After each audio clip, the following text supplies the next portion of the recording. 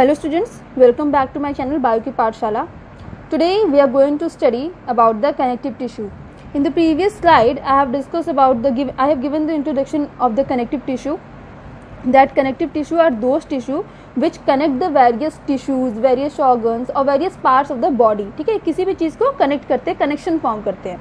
ये 4 टाइप्स के होते हैं: areolar, adipose, compact, hyaline cartilage and the blood cells. So as we move ahead, we are going to discuss one by one in detail.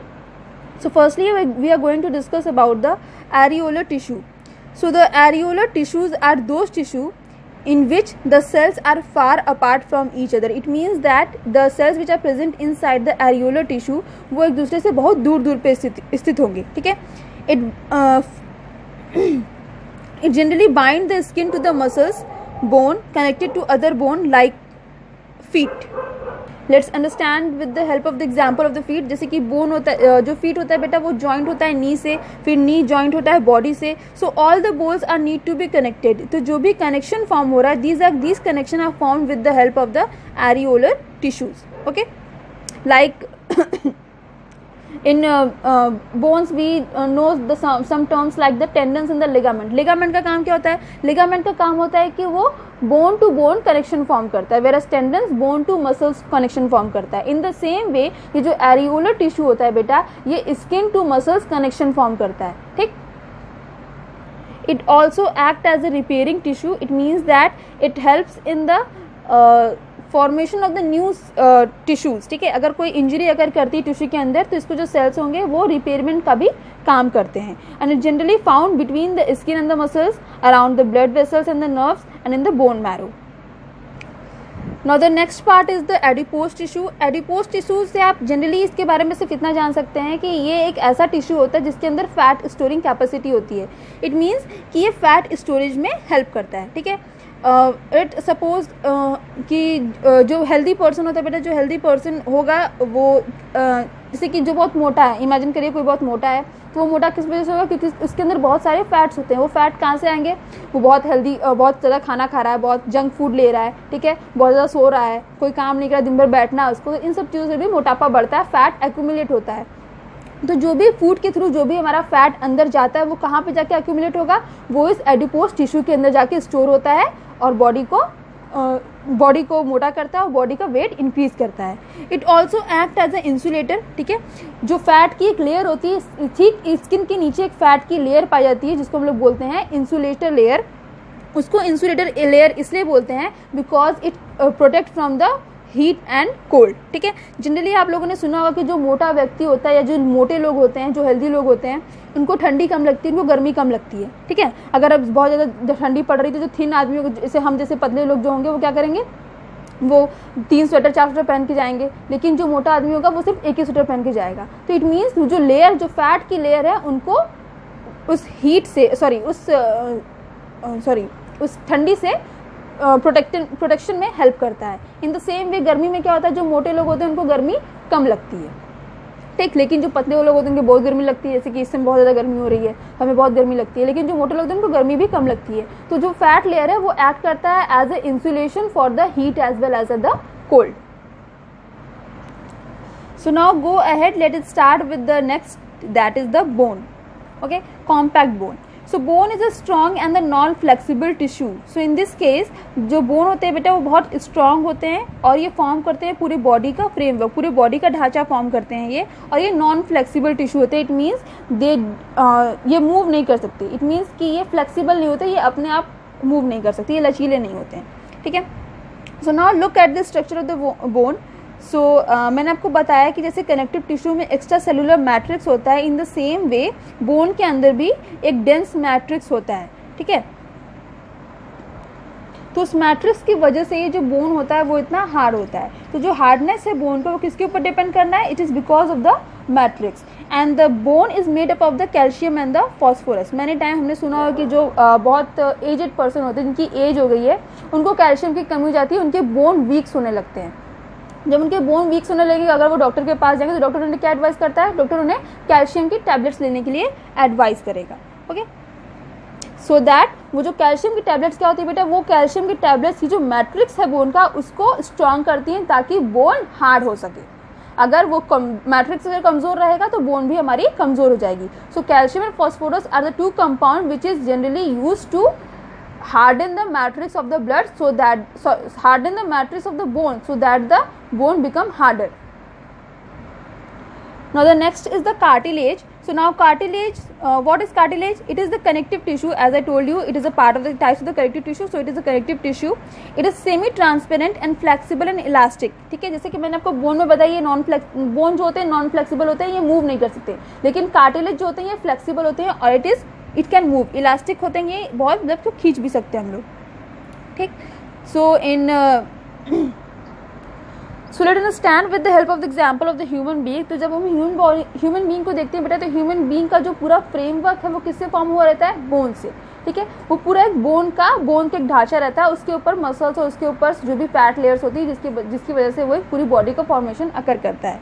तो ये जो cartilage होते हैं ये भी कहीं ना कहीं पे इस बॉडी के अंदर ही प्रेजेंट होते हैं, लेकिन कुछ प्लेसेस पे प्रेजेंट होते हैं. ओके. और उसका मेन फंक्शन ये होता है कि ये मेंटेन करता है बॉडी के शेप को और किसी भी ऑर्गन को ये फ्लेक्सिबल बनाता है, एज वेल एज ये सपोर्ट भी प्रोवाइड करता है. ठीक. जैसे कि हमारे जो ईयर्स में है, तो जहाँ पे हम लोग ईयरिंग्स, जो गर्ल्स होती हैं जहाँ पे ईयरिंग्स पहनती हैं, वो पोर्शन क्या होता है? वो पोर्शन कार्टिलेज का होता है. जब आप उसे देखो तो वो कितना अच्छा पोर्शन होता है, बहुत लचीला होता है, आसानी से मुड़ सकता है, जैसे चाहे हम वैसे उसको मोड़ सकते हैं. ठीक है, तो इस रीजन पे कार्टिलेज प्रेजेंट होता है. सेकंड थिंग, हमारे नोज के पास कार्टिलेज प्रेजेंट होता है. ठीक. हमारे ट्रैकिया में कार्टिलेज प्रेजेंट होता है, ताकि वो वहाँ की जो ऑर्गन्स है, वो ऑर्गन जहाँ पे प्रेजेंट होता है वो इजीली मूव कर सके. ठीक है. जब भी हम किसी छोटे बच्चे का कान पकड़ के उमेटते हैं, उसको देखा कभी जब हम किसी छोटे बच्चे को कान पकड़ के कोई गलती करता है, जब हम उसको मारते हैं, तो क्या होता है? वो कान आसानी से हम उसको टर्न कर सकते हैं. It is because of the cartilage, क्योंकि उसमें कार्टिलेज प्रेजेंट होता है. लेकिन अगर वो कार्टिलेज प्रेजेंट नहीं होता तो क्या होता? तो वो थोड़ा सा भी मूव नहीं कर सकता था. सो कार्टिलेज की वजह से ही वो फ्लेक्सिबल बना है और वो मूव कर सकता है. Now the last part of the connective tissue is the blood. Blood is a fluid connective tissue. ठीक है, ये फ्लूइड टाइप का होता है. It is a type of connective tissue. Now you must be wondering why blood is a connective tissue. Connective tissue ये कैसे हो सकता है? ब्लड का काम क्या होता है कि वो किसको कनेक्ट करता है, आप सोच रहे होंगे. सो ब्लड का काम बेटा ये होता है कि मैंने आपने पढ़ा होगा क्लास 7th 8th में सर्कुलेशन के बारे में, कि इसका मेन फंक्शन ये होता है कि जो भी चीज़ बॉडी में प्रोड्यूस हो रही है वो उसको एक जगह से दूसरी जगह ट्रांसपोर्ट करता है. जो भी हार्मोन्स हैं, जो भी एंजाइम्स हैं, जो भी फूड हम लोग इनटेक करते हैं डाइजेशन के बाद, जो भी न्यूट्रिएंट्स मिलता है, जो स्कीटरी प्रोडक्ट्स हैं, जो ऑक्सीजन हम लोग लेते हैं, इनहेल करते हैं, वो सारी चीज़ें कैसे पहुँचती हैं सारे बॉडी के सेल्स के पास? Through the blood.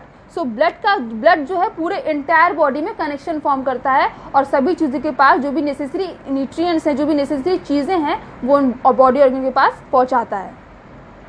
So blood consists of the 78% of the water and 22% of the solid. It connects the different system of the body by transporting gases, digestive food, hormones and water materials. ठीक है, that is why it is known as the connective tissue.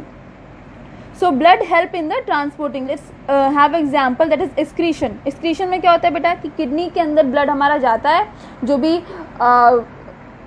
भी उसमें filtered करने वाले particles होते हैं, जो भी वेस्ट मटेरियल होते हैं ब्लड के अंदर, वो वहाँ पे फिल्टर हो जाएंगे. उसके बाद ब्लड वहाँ से निकल के वापस पूरी बॉडी में ट्रांसपोर्ट हो जाता है.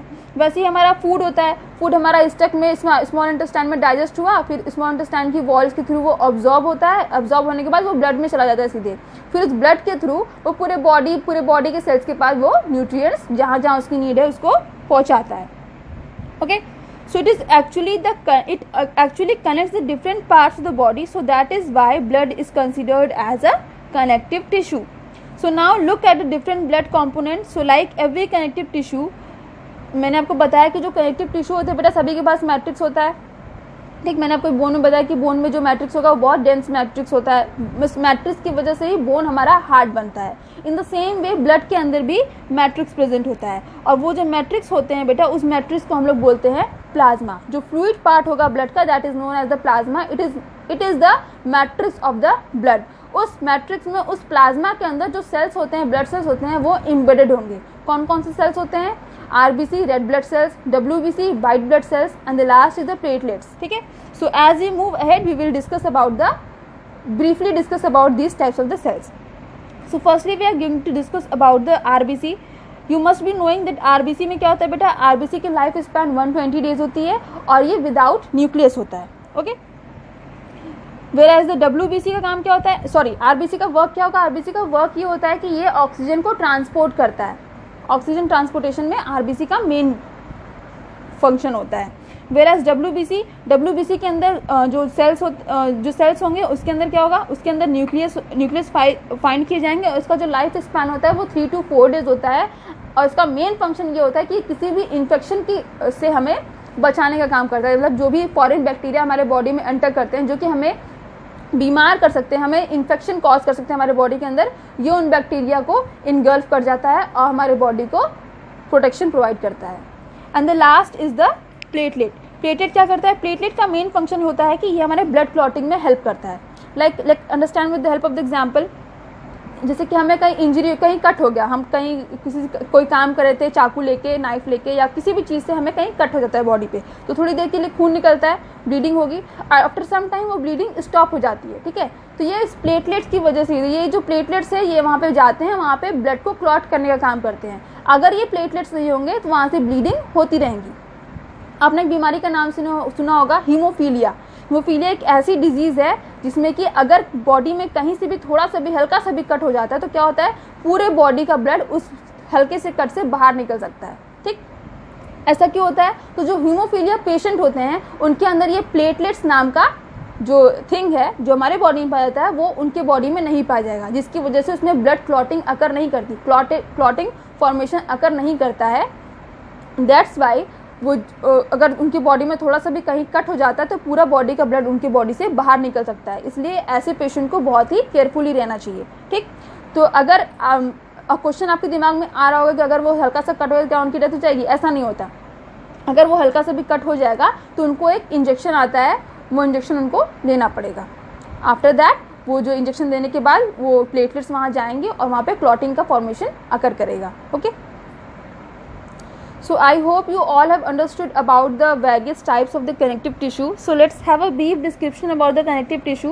So connective tissue are those tissue which form the connection. मैंने आपको बताया इसमें 5 types होते हैं, areolar tissue, adipose tissues, compact bone, hyaline cartilage and the lastly is the blood cells.